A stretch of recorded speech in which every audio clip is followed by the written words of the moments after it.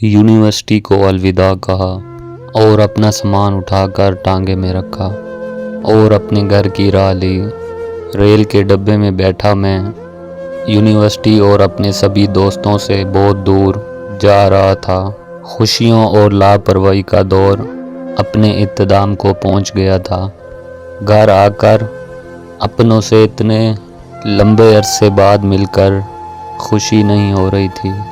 نہ جانے کیوں کچھ عرصے بعد گھر والوں نے شادی کا کہا تو میں نے انکار کر دیا۔ انکار کرنے کی وجہ مجھے خود معلوم نہیں تھی، لیکن پھر کچھ عرصہ اور گزرا تو ابا نے رعایت والد کی طرح اپنی پگڑی میرے قدموں میں ڈال دی اور بولے کہ بیٹا، تمہیں میری عزت کا واسطہ شادی کر لو۔ بس پھر مجھ جیسے دیسی بندے کو اپنے باپ کی عزت کی لاج رکھنی پڑی اور کچھ دنوں بعد میری شادی ہو گئی۔ شادی ہونے کے بعد میں بھی آبش کو بھلا نہیں پایا۔ اس کی دی ہوئی انگوٹھی میری انگلی میں تھی۔ انگوٹھی تنگ ہونے کی وجہ سے میری انگلی پر اس انگوٹھی کے گہرے نشان بن گئے۔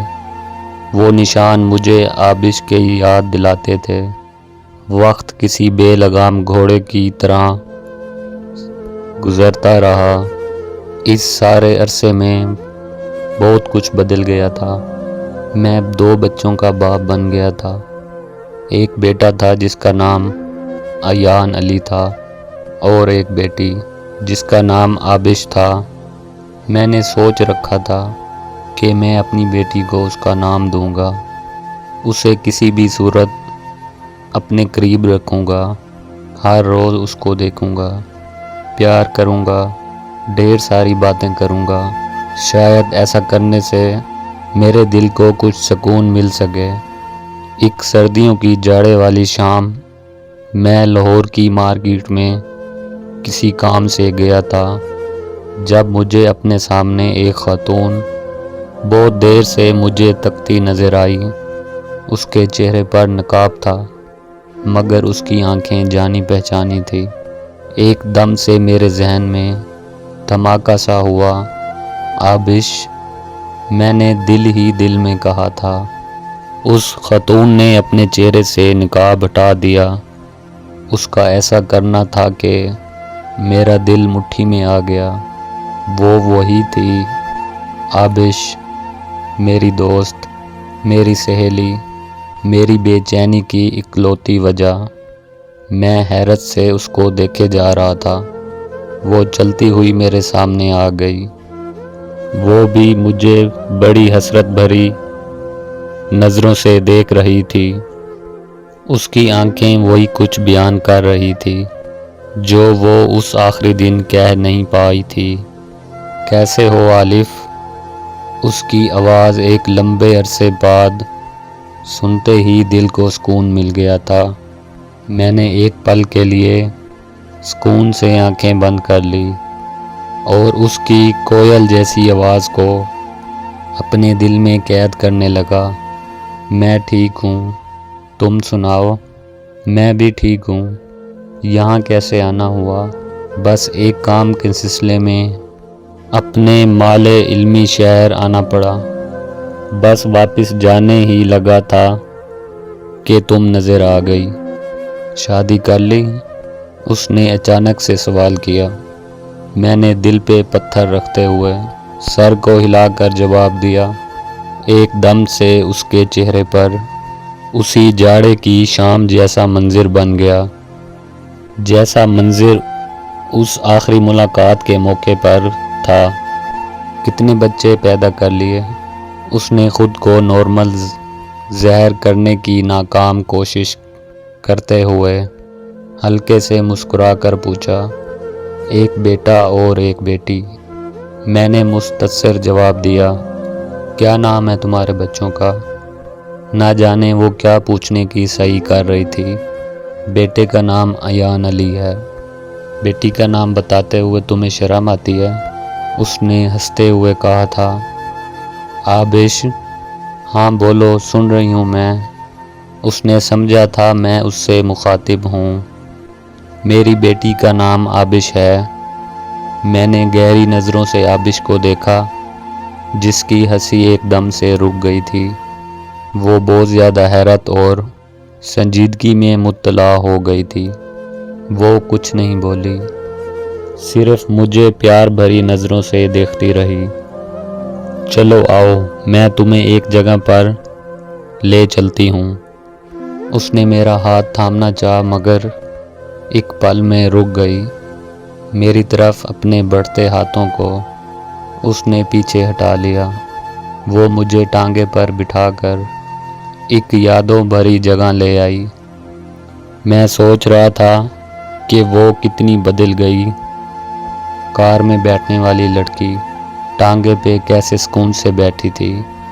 وہ مجھے چاچے گامے کی ٹھیری پر لے آئی۔ چاچا گاما بھی بوڑھا ہو چکا تھا۔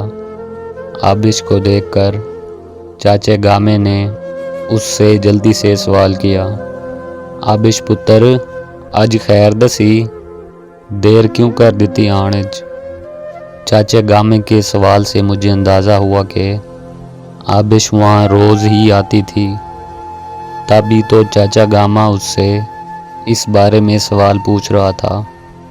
بس چاچا بازار گئی سی، اتے ہی دیر ہو گئی۔ میں حیرت سے آنکھیں پھاڑ پھاڑ کر اس لڑکی کو دیکھ رہا تھا، جس کو پنجابی کا ایک لفظ نہیں آتا تھا اور اسے پنجابی سے چڑ تھی، مگر آج وہ بہت اچھی پنجابی بول رہی تھی۔ پھر آبش نے اپنے پرس سے 4 آنے نکال کر چاچے کو دیے۔ چاچا نے اسے 2 کھوئے والی کلفیاں دی اور بولے، پتر کدی تو دونوں کلفیاں کھا لیا کر، بس ایک ہی کھاندی ہیں، دوجی نو بس تقدیر آنی ہے۔ چاچے کی بات نے میرے دل پہ ضرب سی لگا دی۔ وہ کیا تھی اور کیا بن گئی تھی؟ چاچے کو آبش بہت پسند تھی، اس لیے وہ اس دور میں جب 10 روپے میں بھی ایک کلفی نہیں ملتی تھی، وہ 4 آنے میں 2 کلفیاں اسے دیتے تھے۔ جانے آبش نے چاچے سے اس 4 آنے کے بارے میں کیا بتا رکھا تھا۔ آبش نے ایک کلفی خود لے لی اور دوسری کلفی میری طرف بڑھا دی۔ میں نے آبش کو دیکھا، جو بڑے چاؤں سے کلفی کھاتے ہوئے مجھے دیکھ رہی تھی۔ اس دن اس نے ساری کلفی بغیر ناک اور منہ گندا کیے بغیر کھائی تھی، جبکہ اسے دیکھتے دیکھتے میرے ہاتھوں میں پکڑی کلفی پگھل کر میرے ہاتھوں کو گندا کر رہی تھی۔ میں نے دیکھا کہ اس کی کلائی میں میری دی ہوئی چین ویسے کے ویسے بندھی ہوئی تھی۔ تمہارے بچوں کا کیا نام ہے؟ میں نے یوں ہی پوچھ لیا تھا۔ اس نے میری طرف ذرا ٹھہر کر دیکھا، پھر میرے چہرے پر نظریں ٹکا کر بولی، بچوں کے نام تب رکھے جاتے ہیں جب بچے ہوں، اور بچے تب ہوتے ہیں جب شادی ہو۔ ہاں، اگر میں شادی کرتی اور میرے بچے ہوتے تو میں اپنے بیٹے کا نام عالف رکھتی۔ اس نے خود پر نہ جانے کیسے ضبط کر رکھا تھا، جبکہ میرا ضبط جواب دیتا جا رہا تھا۔ پھر میں اس سے کوئی اور سوال نہ کر سکا، کیونکہ اس کا ہر جواب مجھے زندہ درگود کر دیتا۔ میں نے اپنی انگلی سے اس کی دی ہوئی انگوٹھی اتار کر اس کی انگلی میں پہنا دی اور بغیر کچھ کہے وہاں سے اپنے دیس لوٹ آیا۔ نہ ہی میں نے کچھ کہا تھا اور نہ ہی اس نے مجھے روکا تھا۔ ریل کے ڈبے میں بیٹھے ہوئے سارے رستے میری آنکھوں سے آنسو بہتے رہے۔ سالوں گزر گئے، میری انگلی پہ اس کی انگوٹھی سے بننے والے نشان آج بھی موجود ہیں۔ اس نشان والی جگہ کو دائرے کی شکل میں سوئی سے گزرتا رہتا ہوں جس سے وہ زخم بن جاتا ہے اور وہ زخم مجھے آبش کی یاد دلاتا ہے۔ آج اس بات کو آدھی صدی گزر گئی، میری انگلی پر آج وہ نشان باقی ہے۔ اس دن کے بعد میں اس سے کبھی نہیں ملا، نہ ہی اس شہر پھر کبھی لوٹ کر گیا، مگر وہ کھوئے والی کلفی کا سواد آج بھی میری زبان پہ محسوس ہوتا ہے۔ اس کی ہنسی آج بھی اپنے قریب محسوس ہوتی ہے۔ میں رہوں یا نہ رہوں، تم مجھ میں کہیں باقی رہنا۔ مجھے نیند جو آئے آخری، تم خوابوں میں آتے رہنا۔ بس اتنا ہے تم سے کہنا، بس اتنا ہے تم سے کہنا۔